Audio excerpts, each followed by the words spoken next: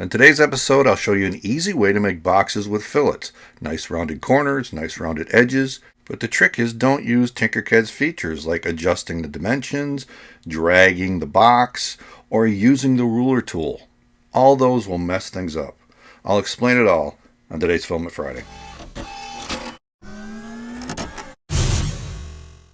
I use Tinkercad all the time to make boxes for storing components or even drawers for my cabinets, and I like to have nice rounded edges both inside and outside.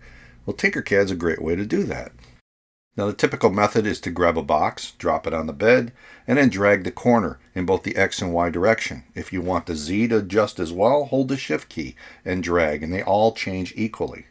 Now there's another option. You can go grab the ruler tool, drop it on the bed, and now you've got dimensions that you can change like a typical CAD. Just adjust them.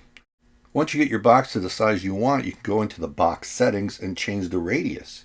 And this rounds the edge of your box. But if you look close, it's not really round. It's kind of offset. It's an odd shape. And the sides are not round. It's kind of a drop off to this straight edge. Many people don't like that, so they manually use the fillet tool and go around the box at all corners if it's cut out on the inside to make the fillets manually. I've done this myself and it works, but there's an easier way. Let me show you. Step 1, don't use the ruler. Step 2, don't drag the box. And don't adjust the dimensions.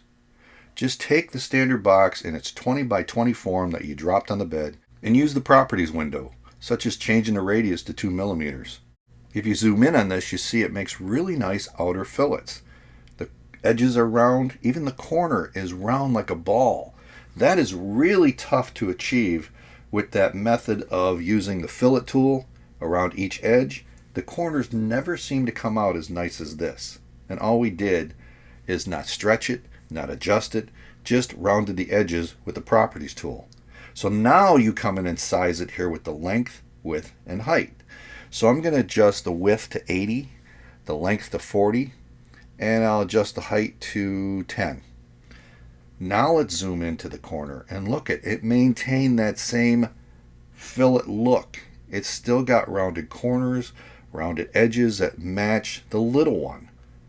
And then what you can do if you want to make it a box is you duplicate it, make it into a hole, but make the hole adjustments in the same properties window. So I'm going to do a 2 millimeter wall, so I'm going to make it 4 millimeters shorter in length, 4 millimeters shorter in width. But height-wise, I want to grab that straight edge that's on the side. So I'm going to make it super tall because I want the top of the box to be just rounded. So once I have those two, I can group this together. And now I'll have fillets on the inside edges and the corners. And I'm going to lift this up 2 millimeters so the bottom is 2 millimeters tall. Again, it shows a dimension, but I'm not changing it there. I only dragged it. And now look at this box. Rounded corners, rounded inside edges, rounded outside edges. The corner's still like a ball. This is what I wanted without having to use that fillet tool over and over. I've got the size of the box I wanted without using the ruler or the dimensions. This is what I want. And if I ever need to change this size, I don't adjust it from here. I ungroup it, and then I adjust the main box or the inner box. So here I'm just going to change it to 60 width, and the inner box I'm going to make it 4 millimeters less, or 56, and then group it back together, and I've got a new size box with all the same rounded corners, rounded edges that I want in my design. Now, if you want a different look, you can use the ruler, and you can use the dimensions, and you can adjust the size. And sometimes you might like this look, like if you're making drawers for a cabinet. It's more of a clear edge, more of a cut edge than the rounded edge. And so this may be what you want. So that's where the ruler tool can help you. But if you want that clean look like I've been showing, change everything in the properties box by ungrouping and regrouping. Well, unfortunately, the box is the only shape that offers this radius feature to make fillets like this.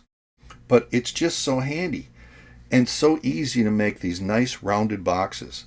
It's the only way to do it, and it's not intuitive because you're so used to dragging and changing the dimensions that you kind of forget about this. And once you change a dimension, you can't go back. You have to put it back to that 20 by 20 by 20 cube and start over. While I was talking, I showed how I ungrouped it, resized it to 60 millimeters by 120 millimeters, which is more the size I wanted. And now I have a nice box to hold my electronics components. And it's really handy with the rounded edges. It's easy to get the parts out. And it printed nicely on my Prusa Core 1, but it'll print on any printer because these edges are so clean and so smooth. So you're going to find that you can make these boxes a lot quicker with nice rounded edges on any printer without a lot of Tinkercad effort. So try it out and let me know how it works for you in the comments below. This video wasn't sponsored. It was brought to you by the generous donations of my Patreon supporters. If you like what I'm doing here, maybe check out some of the videos popping up. If you want to help support the channel, Patreon is one way, or a membership at thangs.com. And if nothing else, click on the logo and subscribe. I'll see you next time right here at Chuck Hellebuck's Electronic Products and Filament Friday.